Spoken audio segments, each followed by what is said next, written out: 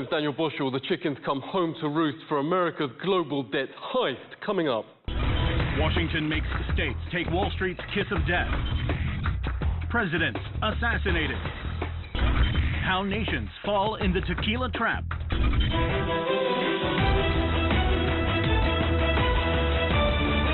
When capitalist convert Russia turned to Washington for help, the White House met to decide the worst possible advice.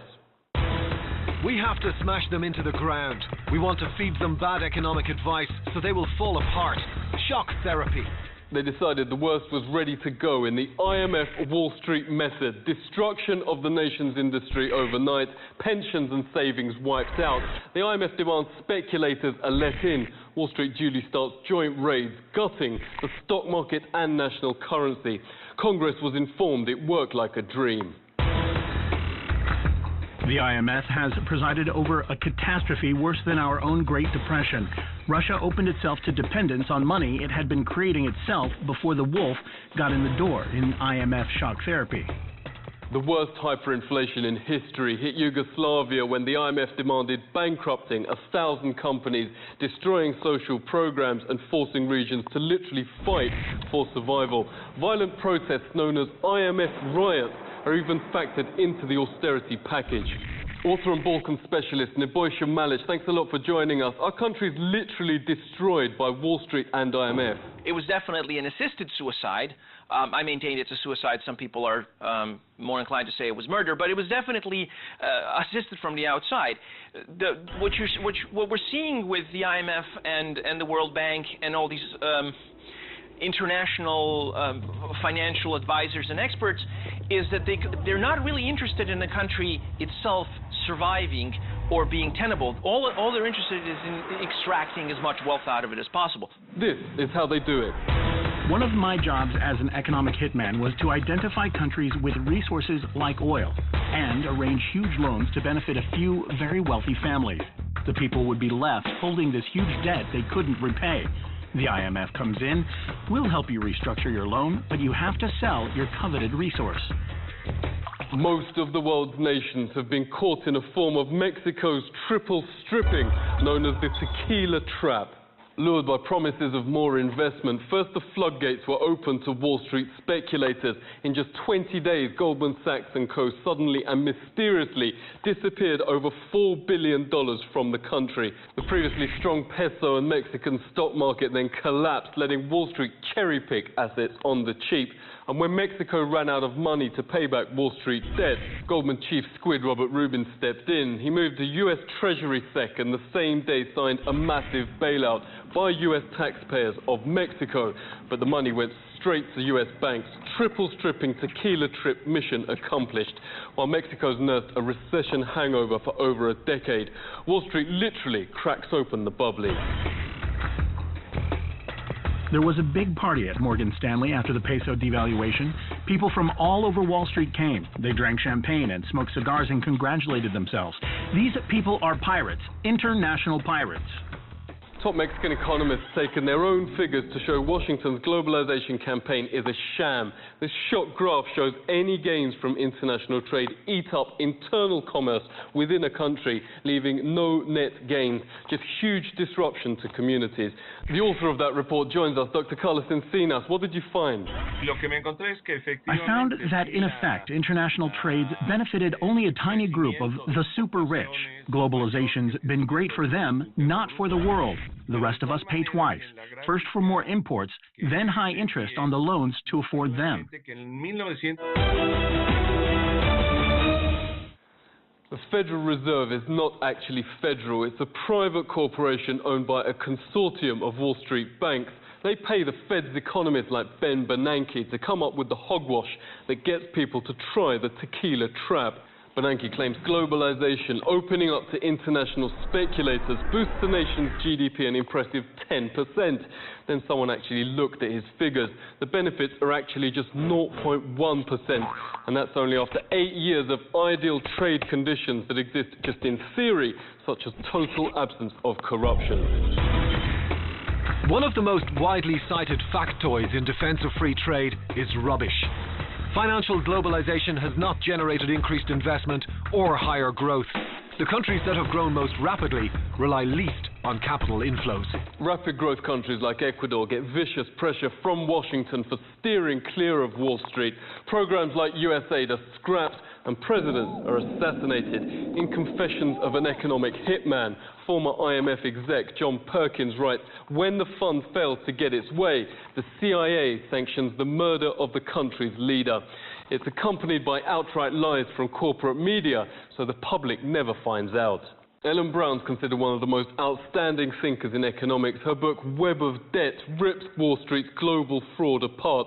Thanks so much for coming on. What really happens in countries that avoid Wall Street?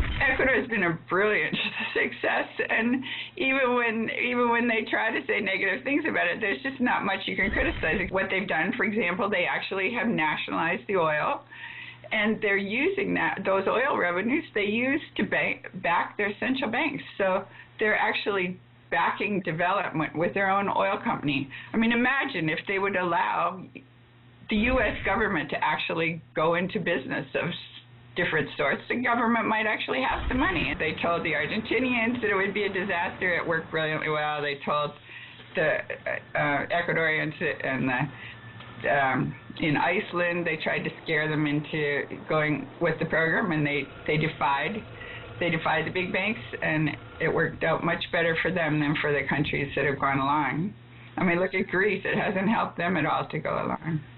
The Greek tragedy is coming to America. Wall Street gave more than anyone else to Obama's re-election campaign. He's now agreed to bring austerity to the U.S., as the Goldman boss requests.